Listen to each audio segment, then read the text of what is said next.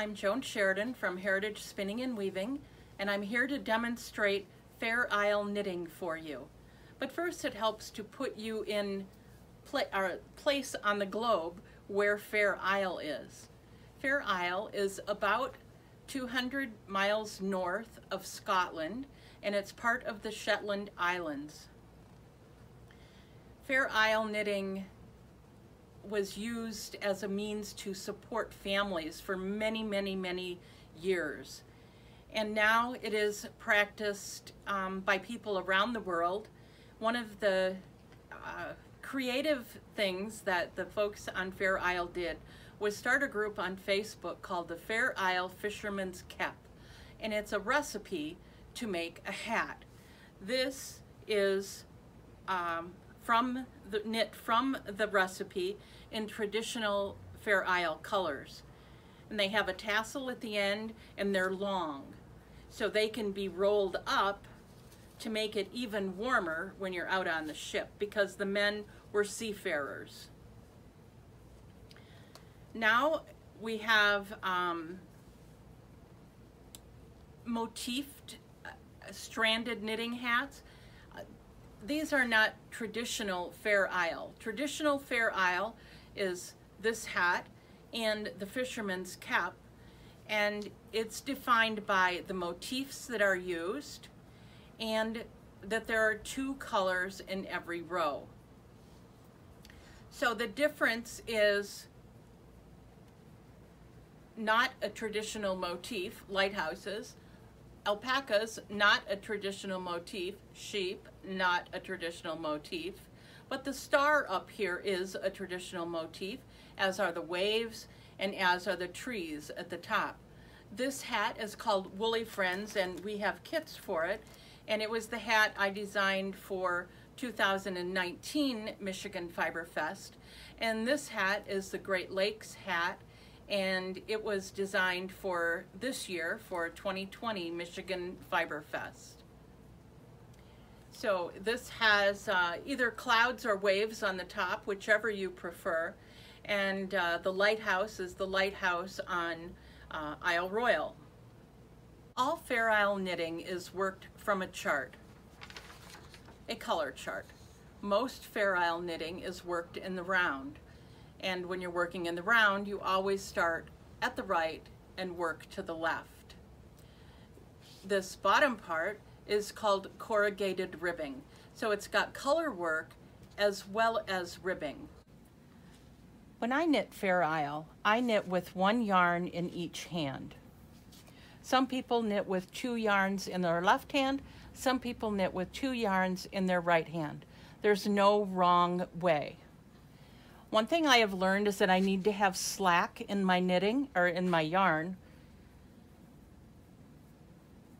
And the color that I place to my left will always be on my left. It won't cross over the yarn that's on my right. This is important to keep the look on the back side so that you see parallel lines. And that gives you an even front side. Now, I happen to tension my yarn in a mirror image on both hands. And I'm doing the checkerboard portion of the pattern. And the color that I want to show the most is the color I choose to put in my left hand. And I think of my right hand as my background hand, because the stitches are actually smaller on the background color than on the foreground color. I'll just knit along here.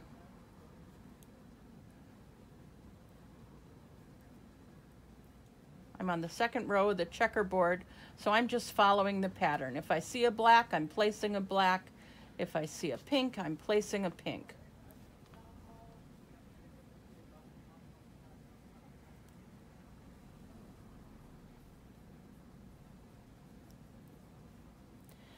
So that's knitting with 2 yarns in 1 hand. The foreground color is in the left the background color is in the right. If I was at the end of my row and I no longer wanted to use the pink, I could weave that yarn out so that I wouldn't have to weave in an end. And to do that, I lift it up, knit around the back. The next stitch, I knit over the top. The next stitch, I knit below and above and below and above. And it's worked its way into the back, and I could break this yarn and I would not have to weave in the tail. I do that for 10 to 12 stitches, depending. Fair Isle knitting is not something that you need to be a super experienced knitter to do. In fact, I had a couple ladies this summer that learned to knit in May and June, and they're now doing stranded knitting and doing a really great job at it. So it depends on your determination. It's all stockinette knitting, except for the ribbing, of course, and it's quite fun to do. The problem comes when it's 11 o'clock at night and you just want to finish that motif. It's kind of like potato chips. It's hard to stop, but it's really fun. I hope that you give Fair Isle knitting a try and enjoy it as much as we do.